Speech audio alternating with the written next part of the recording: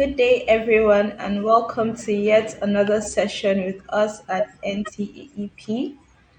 Before we move any further, please subscribe to the YouTube channel and also click on the notification bell so you receive notifications anytime we go live or have something to share with you guys. Today is our ninth day of the ongoing training, and our Good speaker day, for everyone, today and welcome is to yet another session Miss with us at NTEEP. Osla. She is the founder and CEO of Ubuntu Soft and Africa's business with vast experience in IT industry. She also studied business management and entrepreneurship and enjoys helping English speaking African countries in both, even in Europe and Africa, with IT solutions and business training. She'll be taking us on the topic remote working and freelancing. Miss Osla, it's good to have you as always, and over to you. Thank you very much. Thanks for having me again. So, yeah, today's topic is something that has been around for a while, but has gotten more popular during these last 3 years, thanks to the pandemic.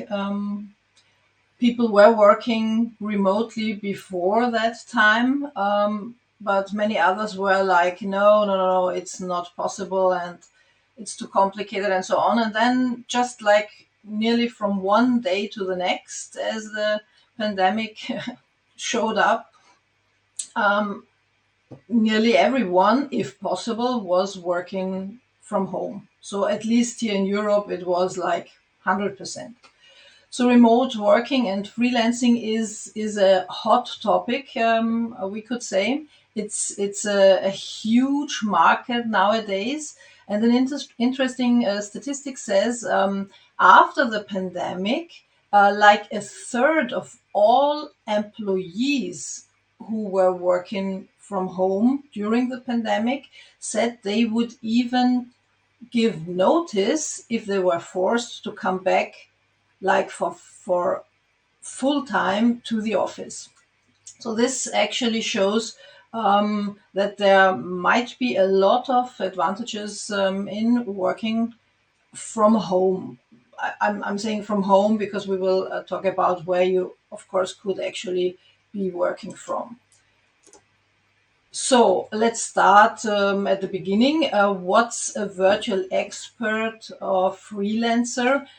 Before, this industry was actually called the virtual assistant industry, but that has two disadvantages, as we can see now. First, people, if they got to know someone who was talking about it, were thinking it's only like remote working secretaries, which it is definitely not. And nowadays, many people, when they hear virtual assistant, they are thinking like Siri or Alexa. And that's also not what we are actually talking about. So nowadays, it's more like we are talking about virtual experts, we're talking about freelancers. And who is a typical freelancer? We can see here most of them might have worked in any kind of industry as an employee before, might have gotten their experience there. Um, Experience in various areas. We will talk about in which areas virtual experts can work and can help with their expertise. Many of them do have an academic title, so that they, or degree, they studied various things. So it's not about secretaries again. So it's not like just secretary admin work that can be done remotely. And as the statistics shows, many can see the advantage of working from home. But of course, this also depends on how your circumstances are. If you are a mother of three and all of you are now at home during the pandemic, for instance, that might have been very stressful and you might not really have been able to focus on your work. But that might even have changed now, because kids would be back to kindergarten or to school maybe, and you might find your work. So we find definitely a lot of moms working from home now. Or if you are a single person and it's quiet at your home place, and you can work without distraction, you might have found out that this is definitely very good, because you could probably even finish your work faster than in the office, where you are maybe where you maybe are distracted more often. So we can see that that is definitely an advantage. And also being self-employed, because we are not only talking about employees that are still employed and just now work from home remotely. We are definitely talking about people who actually leave the companies that they were employed with, and start working self-employed, start offering their own services, looking for their own customers, their own clients, and seeing what kind of advantages this can have. So, can you just start from one day to the next to be a freelancer? Well, you should definitely set up some things up front. So, you definitely, as we were already talking about, trust that your client should should be able to have in your services and in your company. You should probably register your company, and you definitely should set up processes so that you are a real business. And we'll be talking about this in a moment. And then, of course, you will also have to first come up with what it is that you are going to offer. So, what are your kind of services? How are you going to offer it? And that will also be talked about in more detail in a bit. And we can also see that there is a lot of flexibility in working as a freelancer, because compared to a full-time job in a company, it does not have to be a job like from 9 to 5. You could, if that is better for you, because you can focus more, you could work from 6 in the morning to 9, then have a break because you might be doing other things. And then you work again from 5 in the evening until 10 or 11, if that is a good fit for you. So this flexibility allows, as I was already talking about, allows moms to actually even be stay-at-home moms that are at the same time kind of taking care of their kids, being there for them, and also at the same time work from home and make an income or an additional income, depending on your situation. On the other hand, who needs a virtual expert or a freelancer? And if you are here and you are not a solopreneur or a freelancer, maybe you are having a company, maybe even with employees, you might be like, okay, this today's topic is probably not for me, but I'm telling you, it's definitely also for you, because you can hire freelancers that can help you grow your business. So we see that the business owner might compare the costs and other advantages and disadvantages between an employee that he might want to hire, that would have a fixed monthly salary, And if we are, for instance, talking about Austria, if you have hired an employee here, you would have to give 1 month notice if you are no longer able or willing to work with the employee. So it's actually a long time if something happens. So 1 month period of notice. And also here in Austria, we would have specific minimum requirements for salary. So you could not just have an agreement with someone that this person would work for X amount of hours for X amount of money. There are very strict regulations here. Yeah? So that might not be the case in your country, but nevertheless, it's a fixed salary. You would even have to have a fixed salary if you would have to pay this fixed salary, whether you have enough work for the person in this month, in this very specific month, or not. So that's not what we call flexibility. So employees are good when you know that you can really give them full-time work, because then this is a perfect fit. On the other hand, if you know that you are looking for someone that you might only need for a specific amount of hours per month, let's say for SEO optimization, for doing marketing, for what's another maybe shorter form of task, maybe like maintaining your website. Of course, that's not necessarily the task of a full-time employee.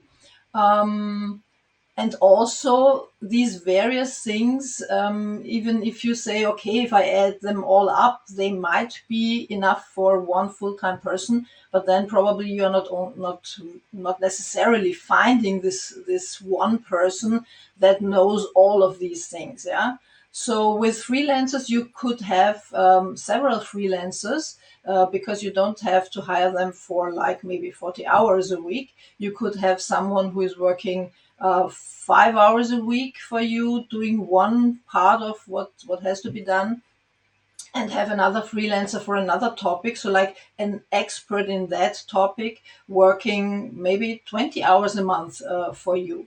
So this is the flexibility that comes with it. And also with, again, this depends on your country, but if I'm talking about Austria, an employee gets paid whether he's on sickness leave, whether he's on holiday, or whether he is being trained. That's time that you would still have to pay this employee, although he's not working directly for your company at that time. And that is not the case with freelancers. So freelancers are really more or less paid. I'm saying now for the result. But that depends, because there are various contracts that you could have. You could have various agreements with freelancers, how you are going to work together with them. So the last thing we also said, one person might not have all the skills. Freelancers, you can have a bunch of freelancers that build your team that you are working with. And that's flexibility. So what can virtual experts now do? So we started saying, of course, they can do the typical administrative stuffs, like a secretary when we are talking about virtual assistant. Yeah? But we can see here whether it's content management that someone might be specialized on, or content writing, copywriting, for instance, and the list goes on. And this is not a complete list, so this list can even go on further. And then there is also the fact that freelancers, as we might be doing this in other companies as well, freelancers, they very often they niche down. So they have their niche, and then they are actually even specializing even more. Yeah. So if I just said content writing, copywriting, that is very general. Copywriting for whom? For agricultural companies, or for any other kind of industry? Or is it, for instance, a freelancer that's specialized in copywriting for education companies, so education texts, and that gives freelancers the competitive advantage, because if someone is a school or a university, they might look especially for someone who knows how to write content for a school, for instance, or for a university. Then we have programming, so a bit more technical stuff. We have marketing, of course, a huge area of possible tasks that freelancers can do. And we can, of course, imagine that we are not only looking for a freelancer who tells us that he or she can do these things. So we are definitely, as a company owner that wants to hire a freelancer, gonna look into their portfolio, check them out on the internet and so on. So we see a freelancer has to offer various things up front before we are actually willing to hire them. So it's definitely not only about the price. So we are definitely not only just going for the cheapest offer. That's not what it's gonna be. There are copywriters, if I come back to that example, that are earning like $150 an hour. So and they are fully booked. So that's shows that it's not about the price alone. Yeah, of course, it's also about what is affordable for you. But it's about how do you position yourself, and we have heard a lot of about this already, and we will come to that in a minute again. So we see all these kind of areas where a virtual expert could work in. There's specialization, because if we're talking about CRM systems, or course design, then we know this whole industry is changing again and again, and there are new programs coming up that people will look for freelancers that know how to set it up, how to maintain it, and so on. So some freelancers are really specialized only on one specific program. There's, for instance, one program that can do a lot and has a lot setup options, Kajabi, for instance. And I know there are a lot of freelancers only focusing their work, and they only offer services around Kajabi. So that might also be something that you could consider. How would you start now? We are changing back to the what if you would want to be a freelancer? What if you would want to work from home? How do you start? Um, of course, it again starts with the entrepreneur's mindset. To say it's the most important thing that you yourself are convinced that you can offer help, you can offer something useful and something that is needed by companies, and that you can fulfill these tasks. So that is very important at the beginning. And people, I might even say women especially, they often underestimate the skills that they actually have. So that is again the most important thing, and we heard that before already. We also already heard about the why, that and why the why you are doing something is so important.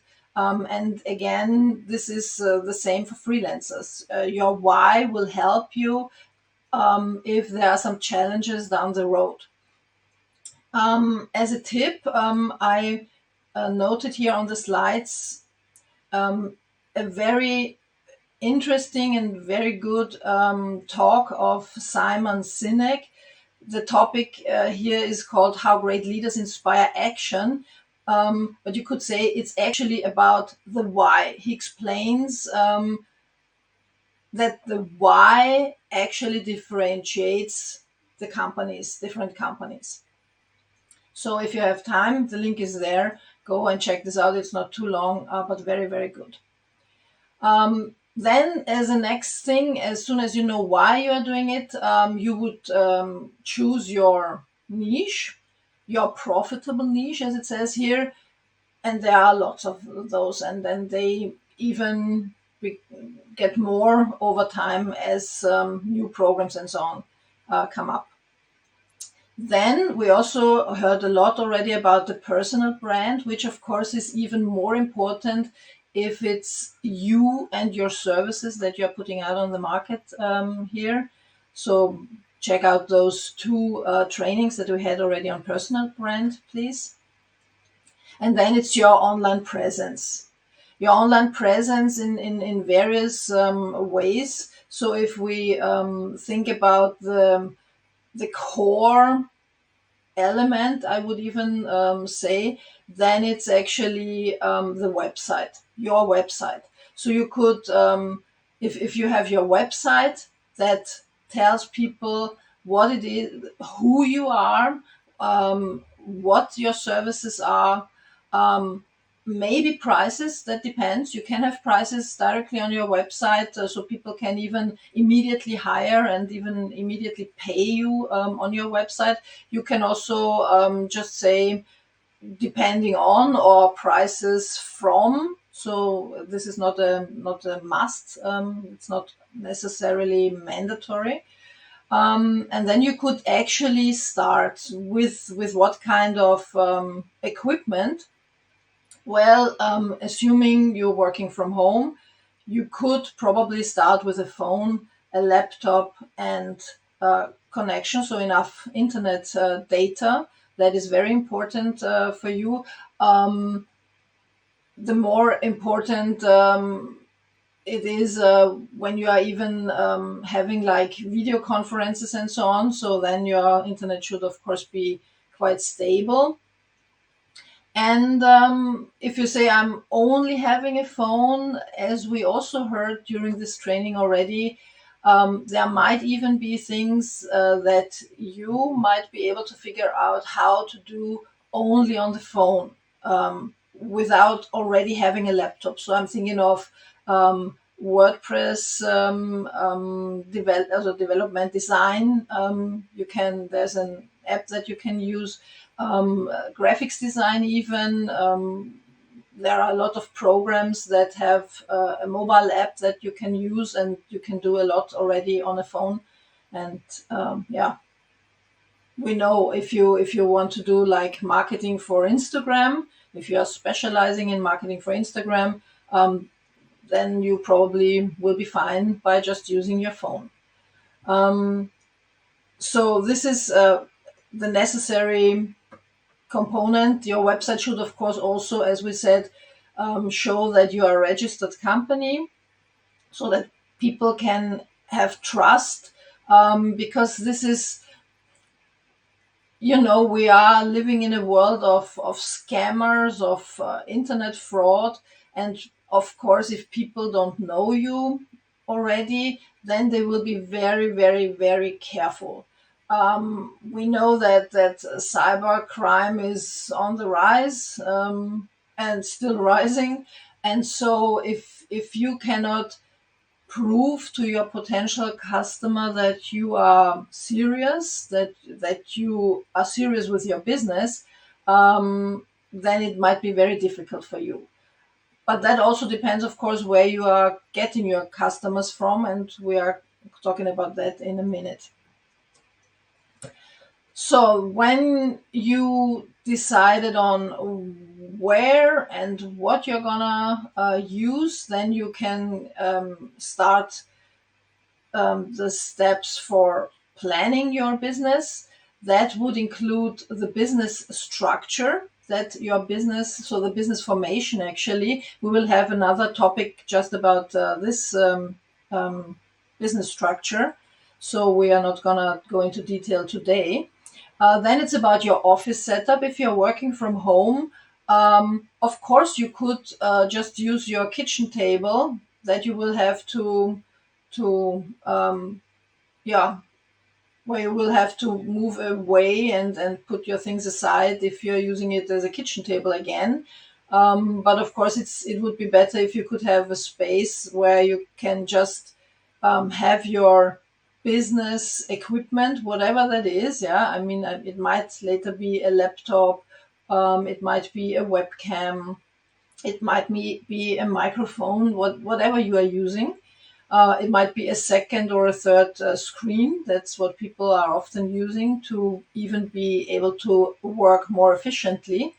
So your office setup is very important, and it should not be completely neglected, because you might be working, depending on what you're planning, but you might be working a lot of hours at that place. So it should be comfortable. Then it's about your business systems.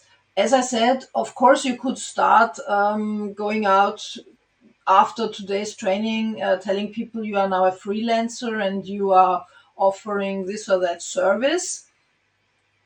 But it would be definitely better for you in the long run if you had business systems where your customer, actually your customers, could have the same kind of experience with you, with working with you again and again. What do I mean? If you sit down and consider, how would you want to work with your customer? What is it that you would want to ask from the customer?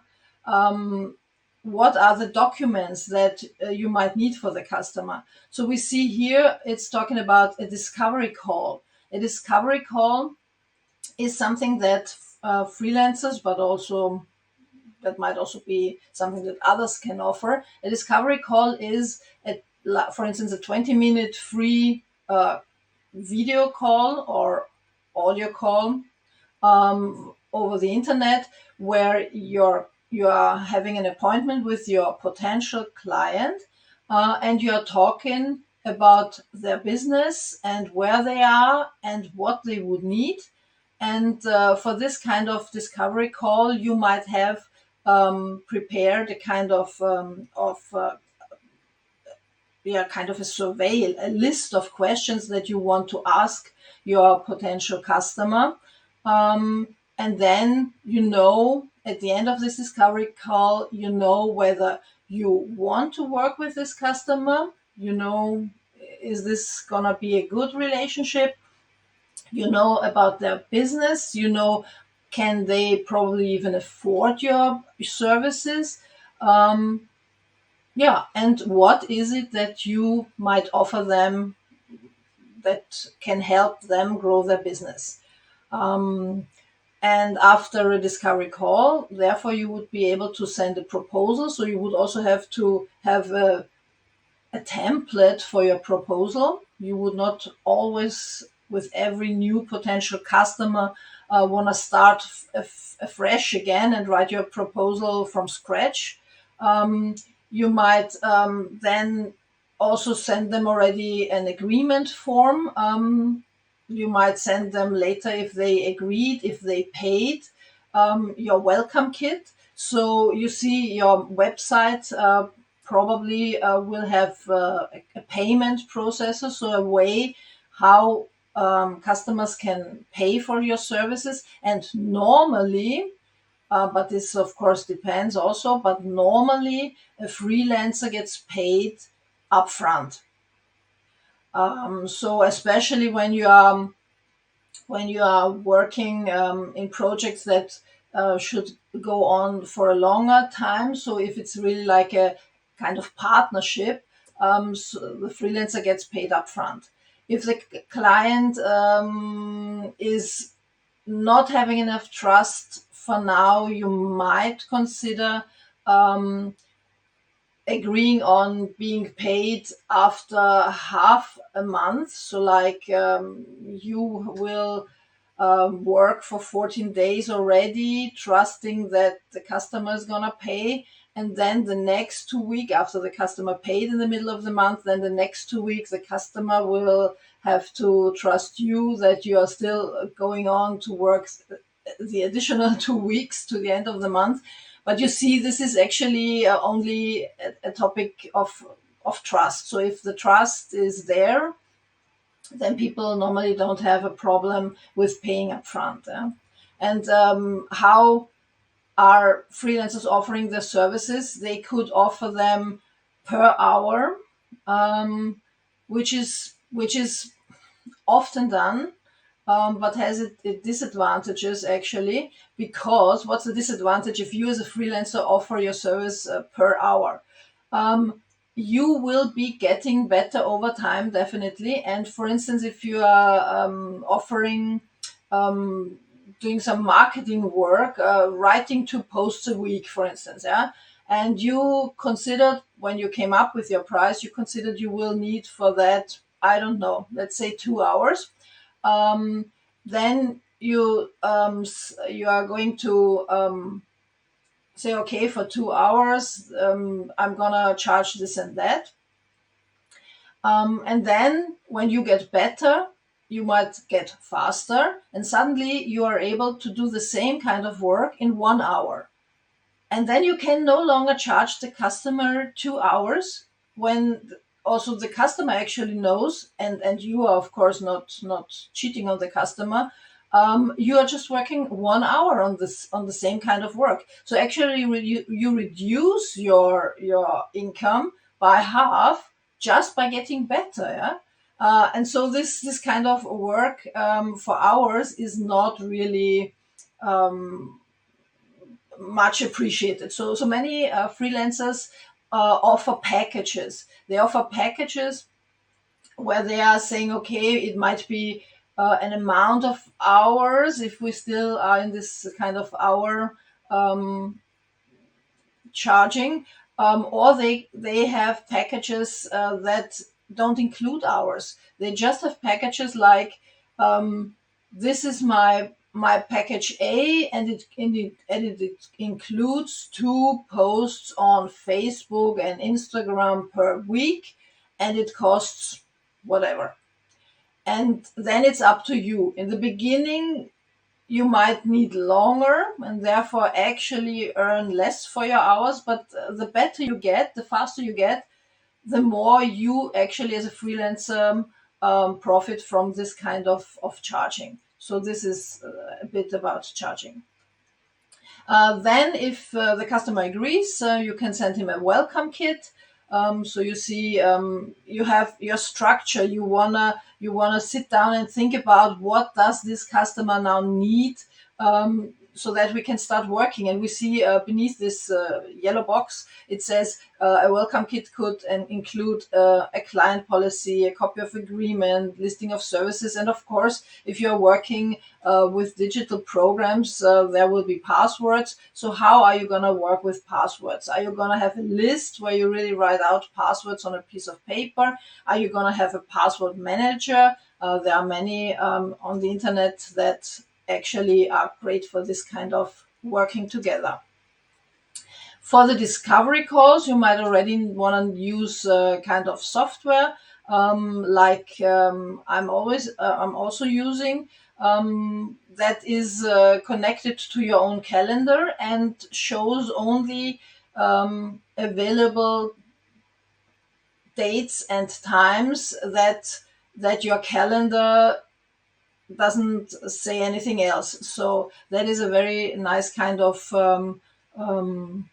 software that can help you refer your customer to this website and have him just book a free discovery call. That is one piece of tool, because tools are also very important, of course, in your freelance company, because you are working with many tools. And we could talk about tools for hours, free tools, paid tools, advantages, disadvantages, and so on. one of the most important things, of course, is always the question, where do I get my customers from? When you are starting out, not only, but that's normally how you start, and you can come back to this referrals also later. You are asking for referrals. Word of mouth, if you can have someone that already knows how you are working, what you can do, how the quality of your work is actually, and they are happy with it, then they are going to refer you to further companies, further solopreneurs, people they know that might also need your services. So we see whom you could ask. There are various people that might be available for referrals. And you might also think about, do you want to give the referrer a kind of discount or any other kind of little gift for referring people to you? Then it might even be easier. So that's how you could start. But we also heard, of course, a lot already about networking. So just very short, we heard about it in personal branding, for instance. You could go to networking events locally, online, and look for your potential customers. And as we heard, don't ask them after you told them your name and who you are and what you are doing. Don't be too direct. Of course, have your plan what you're gonna get out of these networking events. So networking is another thing. And then, of course, as we also already had a lot of topics during these last 1.5 weeks, it's marketing. Marketing, you can market your services with various means like blogs, videos, podcasts, and so on. So we heard about many of them already. And of course, this is not only for big companies, this is, of course, also for you as a freelancer. And talking about freelancer and companies, don't underestimate being a freelancer. You're not just a freelancer. You could even start a bigger company by being the one that is bringing in the customers, but also having a team of additional freelancers, which many freelancers after a while are doing. They are having their own virtual experts where they can outsource, and they have their own experts for various areas, and they are working all together. So like agencies, and that is working very well as well. So that could also be a plan for you where your journey as an entrepreneur might go to. And then, of course, we are having those marketplaces and job boards in various ways where you can also look for jobs. And there are an awful lot of those with different aims, different goals. I put together, first of all, a list of tips for your profiles in these job boards. So we see, use a professional photo, of course. You are a company owner, and that is what you should represent, of course. When you write your profile, compelling headline, maybe a video with your memorable intro, so with your kind of pitch, as we already also heard, because videos is still not used a lot. Have your bio and have it written very well. Format your content so that the potential customer can easily find out what you are offering and what it will cost him. Definitely a portfolio. And of course, there's the question, what if I don't have a portfolio yet? But you would have to come up with something. Relevant skills and testimonials. Testimonials go a bit with the portfolio. So you definitely will have done something for someone already. Take that as a testimonial. Hopefully you can use that for your portfolio. So really try to come up with this and also update it over time. And I will end my presentation today with a list of those different job platforms. We can see two in here that are Africa specific. This one, the Find Worker, and Joe Lancer. The links are beneath the survey link in the doc area of Africa's business, so that you can also just click it and don't have to type it from here. So you can just check those out, and don't create a profile on all of them. Just find out which one would be a great fit for you and your services, and then start with one, two maybe, and see how that goes. Yeah. Um, that's what I wanted to let you know about freelancing and remote work. Over to you, Jessica, and I would be happy to answer questions. Thank you so much, Miss Osla, for that wonderful presentation. Our first question is from Kigali from Rwanda. The question is, saying to be a freelancer and working from home is the way to escape taxes. Is that a reality? Mm, so generally, I would of course say no, first of all, but taxes. So it's not. That is definitely not the goal. The entrepreneurial mindset tells us that we are a normal, official, registered company, even if it's a solopreneur company. And of course, we are paying taxes. So that is definitely not the goal. But on the other hand, if you are not registering your company, not paying taxes because you're just not doing it, that's another thing. Yeah. But that will also, if you are kind of a bit more like a hidden secret, then you might have problems with customers trusting you, and customers who are working legally, and really want to have you as a partner.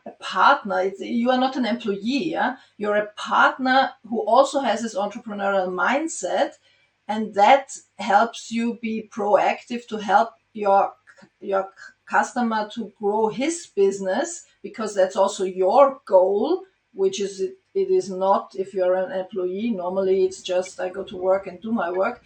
Then this customer is probably going to look for someone who is really legally working. So no, that is not the goal, and we should actually also not do that. No. Thank you, Miss Osla. Oh. The next question is from Deviel. The question is, what are the advantages of hiring a virtual expert in your company, or setting a goal of learning the skills and doing the task by yourself? That is a very good question. Thanks. Okay. The first question that you should ask yourself, to be able to answer this question is, what are you what are your core skills? What I mean is, if your core skills are producing something, or um, acquire customers, and you are not, and your core skills is not creating a website, why would you waste your hours to learn how to do a website, and then create this website and work on the website and maintain the website, when at the same time think about the hours that you are going to spend by just learning how to create a website and maintaining it and developing and designing it? What if you would use these hours to do what's your core skill, your core competency? And most of the times, this core competency, if you are able to bring in new customers in that time, You might even earn more per hour than the freelancer might earn for just doing that website for you. And that's the point. Yeah. So a freelancer is always thought as someone that you can use to outsource things that you are not already perfect in, already knowledgeable in. Yeah, if you don't know it, why would you start learning it now? Because even the website is a good example for something that normally has to be done once.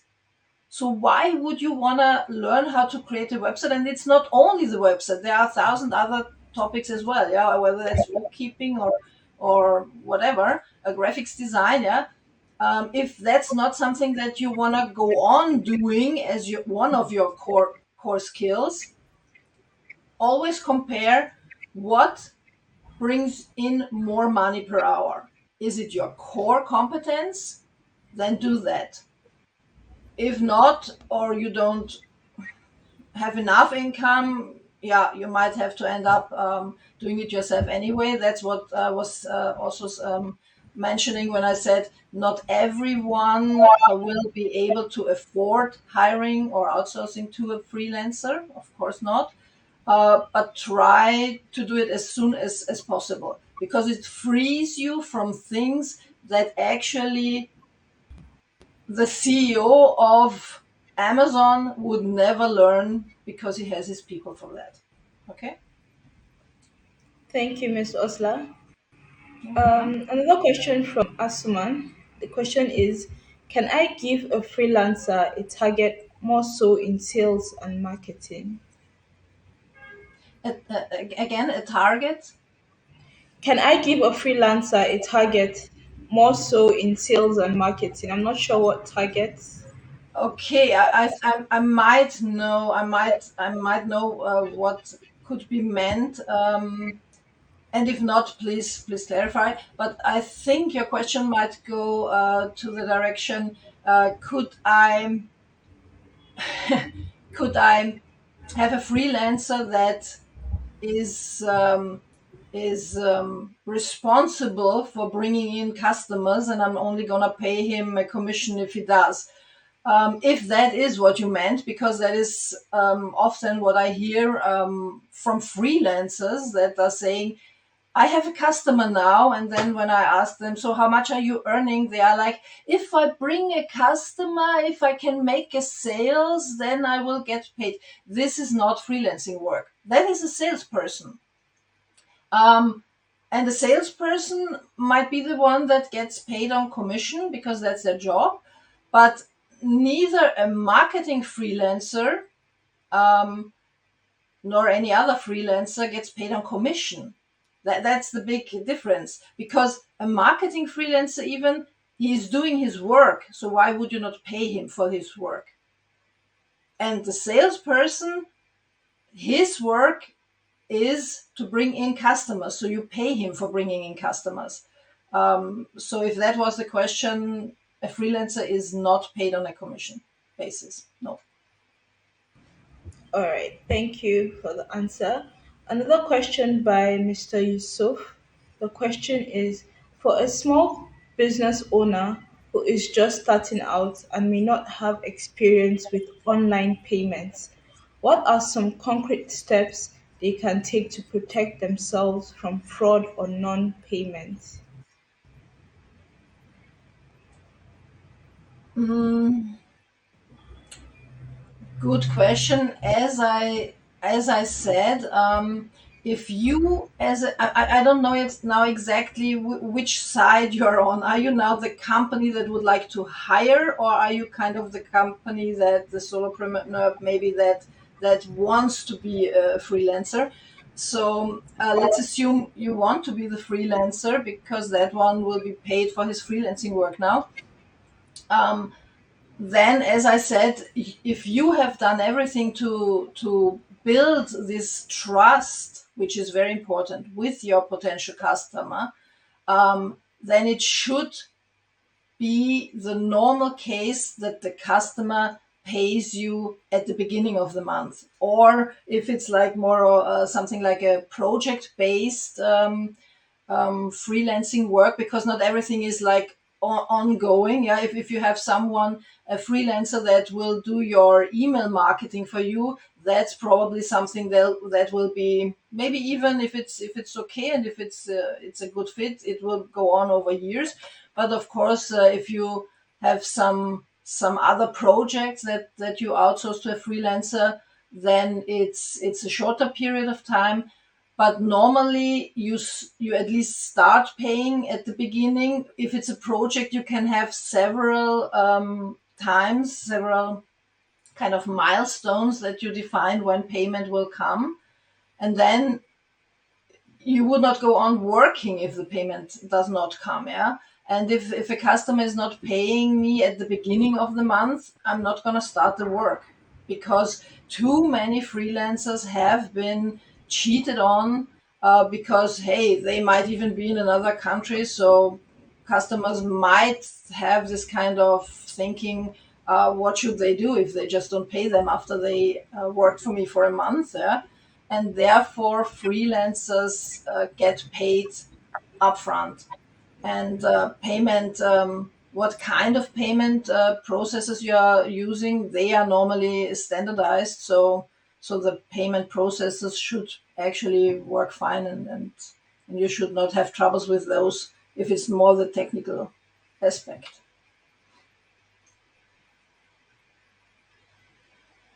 Yeah, over to Jessica.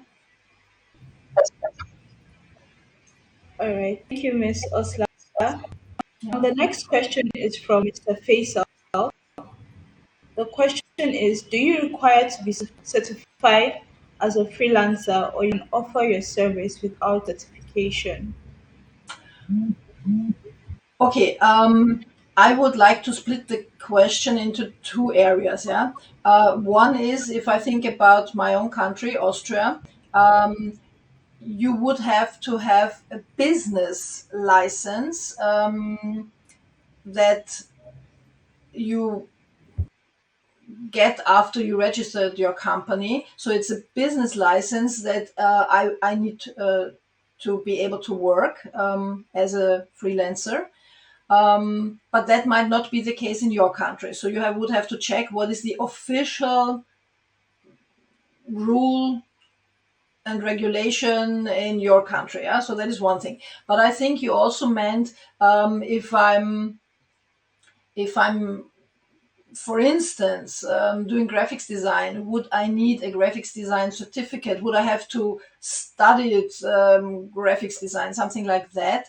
Um, And the answer would be, it's always good if you did and if you have certificates, but also if you have a portfolio, if you have a good reputation, if you have testimonials, if people are happy with your work, honestly, they don't ask for certifications.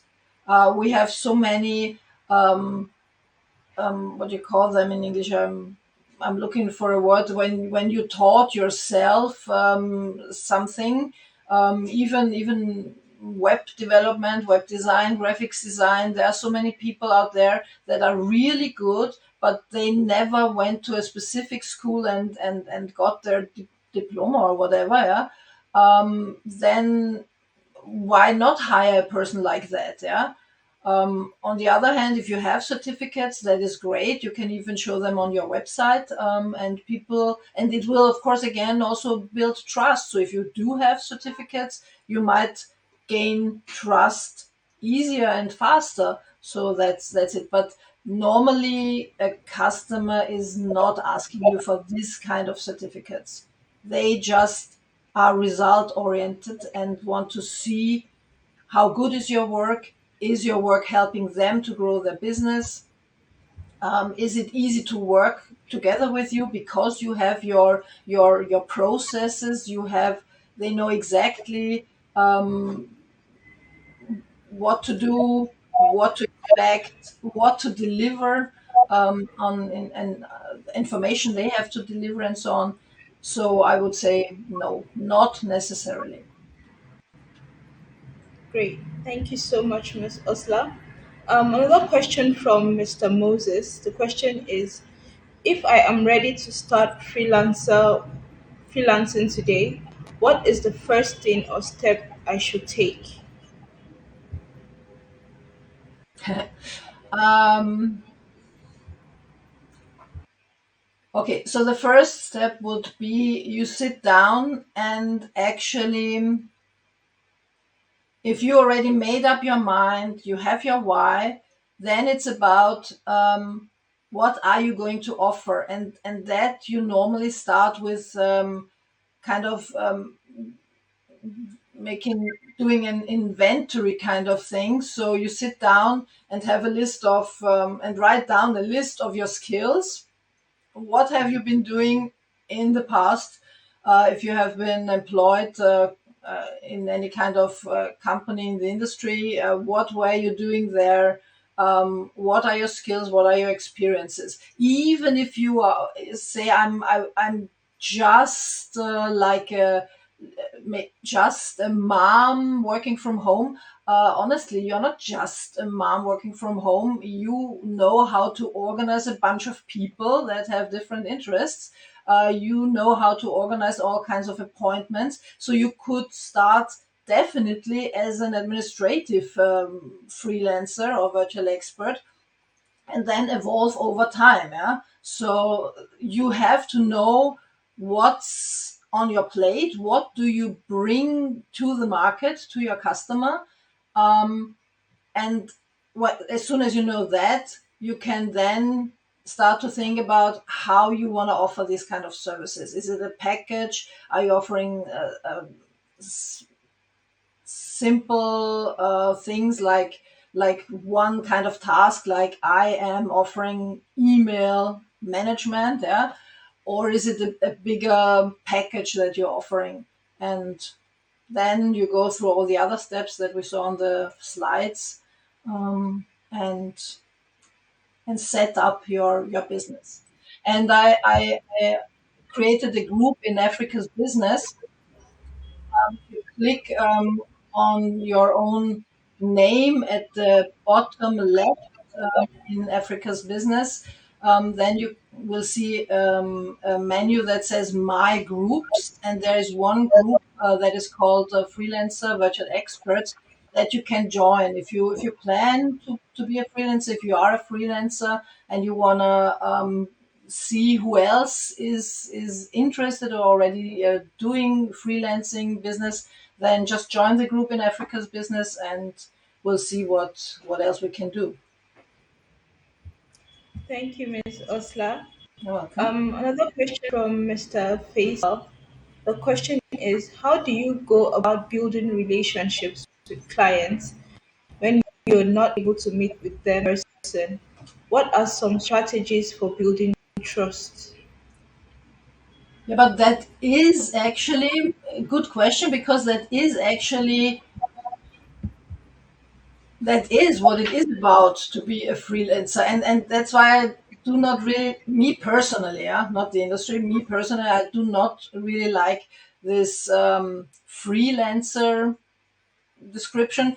I prefer virtual expert, because the virtual already says normally I'm not gonna meet you anywhere. Yeah, dear customer, um, have a look at my website. That's why these things are so important. Yeah, the customer is gonna check you out, as we heard in personal brand. They will, if I'm looking for a freelancer, for a virtual expert, I'm checking them out on social media.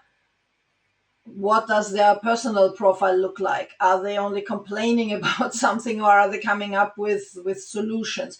What does their website look like? Is it updated? Is it old fashioned? Of course, what are their prices and so on? That's also a consideration, but that's not the most important consideration. It's more the impression, the personal brand that we have been hearing about two times now, is what counts for a freelancer even more. Yeah. Check out websites of other freelancers, how they offer their services, how they present themselves. So this is one most important factor. And when this is fine and the customer says, okay, that looks actually great, let's talk to the person, then you offer them. It doesn't even have to be a video call. You can start with an audio call. You just give them their phone number and you can talk to them just on phone. But of course, if you have the option and the option, then try to have a video conference call, because it's easier if you're also now able to see your customer, and it's easier for the customer if they are able to see you, how you react, how your body language is, because this is also important. Yeah, you could have a perfect website saying you are like this and that, and then they see you and your body language speaks completely differently. So that's important for your customer. But if you can offer that to a customer via the internet, and that's, again, I know, internet connection in this kind of business is super, super, super important. And if you don't have a good internet at home, I don't know how many co-working spaces or office spaces there are in Africa that you might be able to rent or just go and work there, or maybe even like an internet cafe, if it's not too loud, for instance. If you can find a good internet somewhere else, even if you have to pay a rent for that place, then please don't work from home where your internet is not that good. Then go and work at those places. Um, that's most important. And then you should be able to do a video call as well. That's how you do it. And then you can, yeah, one great question, because one very important thing is, if your internet is good enough, if your internet is great, yeah, then you can not only, and that's the beauty of this industry, you can not only look for customers in your country, you can, as you are all speaking English, you can at least look in for customers in all English speaking countries of this world.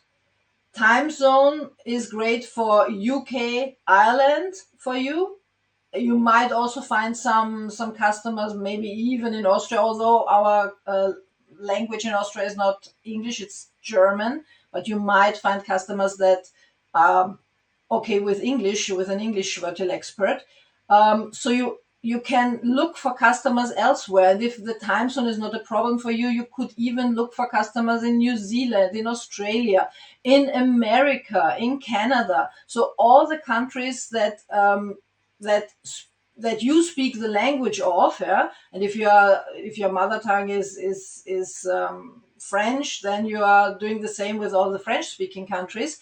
Then you can have customers worldwide where you are never thinking about meeting them immediately, and they might even pay you very well, because of course you know that what you need to earn per hour, if we are coming back to an hourly rate for a freelancer, yeah?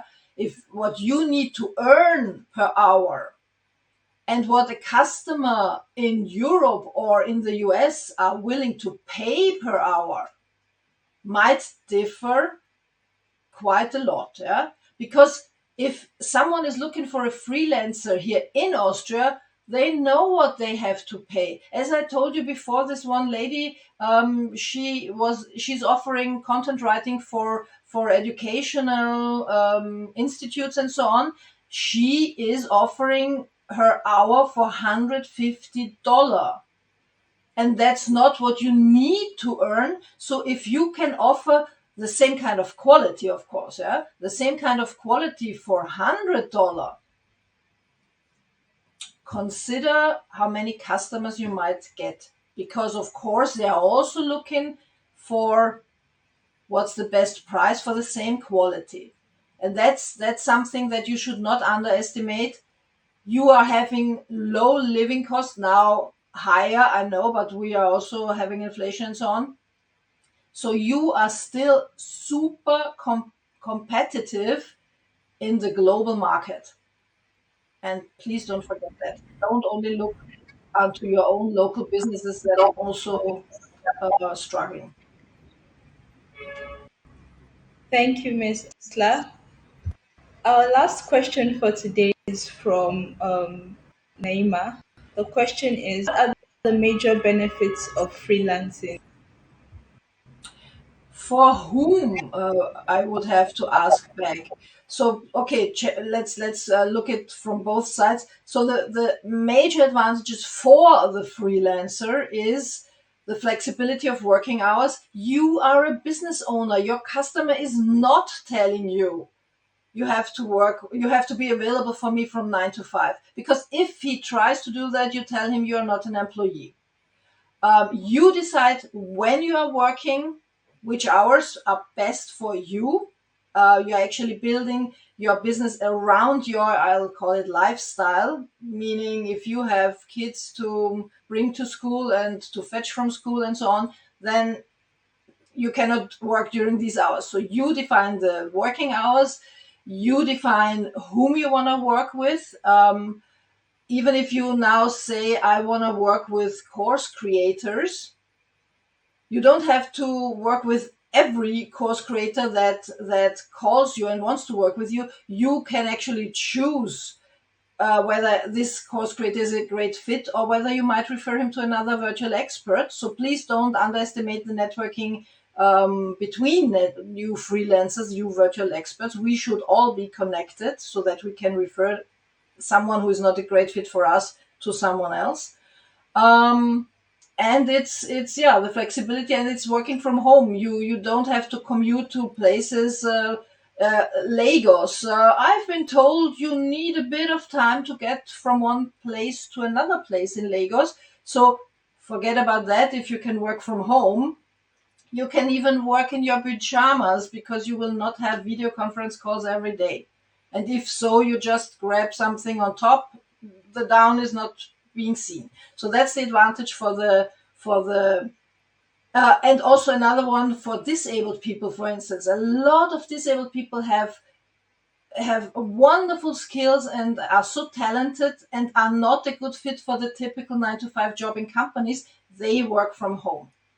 So that is one thing. And on the other hand, for the business, for the company that needs to outsource work so that they can focus on their main core competence again, and grow their business that way, a freelancer is just yeah, sent from heaven, I would even say. If it's a great fit, if the freelance is proactive, if it's not just someone who only waits for the company owner to say, do this now, do that now, do this now, because then that's more a kind of an employee kind of type. But a freelancer is an entrepreneur. He also thinks about, how can I help my customer to improve what he's doing? Can I help him with suggestions? Can I help him with another service that I could offer, because I see that's something that he needs? So these are the two sides of the advantages. Okay. And there might be a lot more.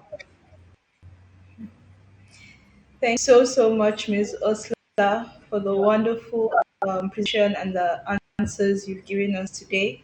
It's honestly a huge privilege to hear from you. You've been with us from day one till now, and we are honestly grateful for you. Thank you very much. And thank you to you, viewers, for joining us again today. It was really an honor to have each and every one of you. We also huge thank you to our sponsors, Ubuntu Soft, Africa's Business, Ashili's Collection, Nomfo Technologies, and Edu. Thank you so much for this opportunity. On stage, we have Mr. AJ Smart. He's been from the beginning. Mr. AJ, good to have you. Thank you, Um, Jessica. I'm honored again to be here this morning. Can you hear me? yeah, can you hear me? Awesome. Thank you so very much. It's been an awesome learning experience as usual. I always have both my digital and my analog written materials ready all the time. So, Mrs. Oslak, thank you once again. That was really a great presentation. And for me, I always learn. We never stop learning, and I learned quite a lot today as well. And I believe that the participant as well were able to learn the same way and even maybe better than I did today. So thank you so very much for that great presentation. And when I was looking at the questions today, and I saw someone asking whether is it a great way, using freelancing to escape taxation, and I was waiting to hear that answer honestly, because I really think that, like the speaker answered, why are entrepreneurs trying to jump taxation anyway? Because the purpose, one of the reasons we are there is to be nation builders. So if we're trying to escape taxation, then at the end of the day, the part of the purpose we exist to bring prosperity to our communities is at the end of the day not achieved. And usually, when you escape taxation, it becomes difficult to hold people who have been taxed with the responsibility to manage national resources are very difficult. So I don't really think we should ever get to that point where the first thing we think of is how to escape taxation. It's really not a good idea for. I know a lot of people who are struggling with lawsuit right now, and they end up paying too much than they ought to would have paid for. Personally, we have also had to deal with issues like that.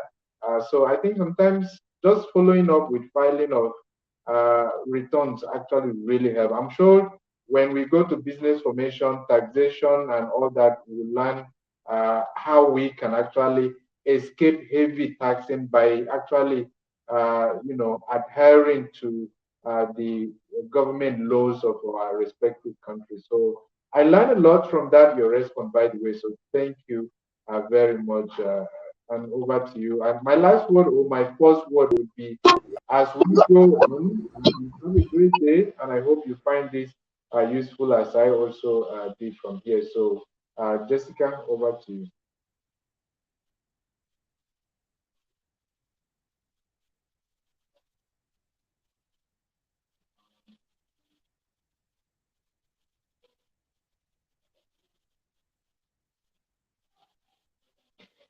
Hi, Jessica, can you hear me? If you can, then I'm done.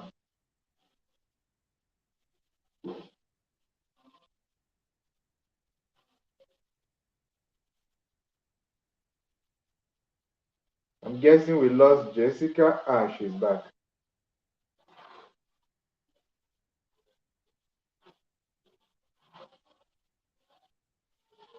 Can you hear me, Jessica?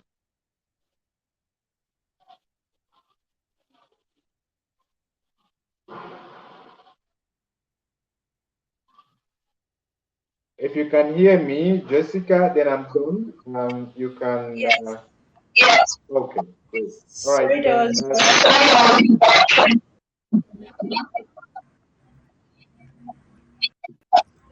Thank you, Mr. AJ.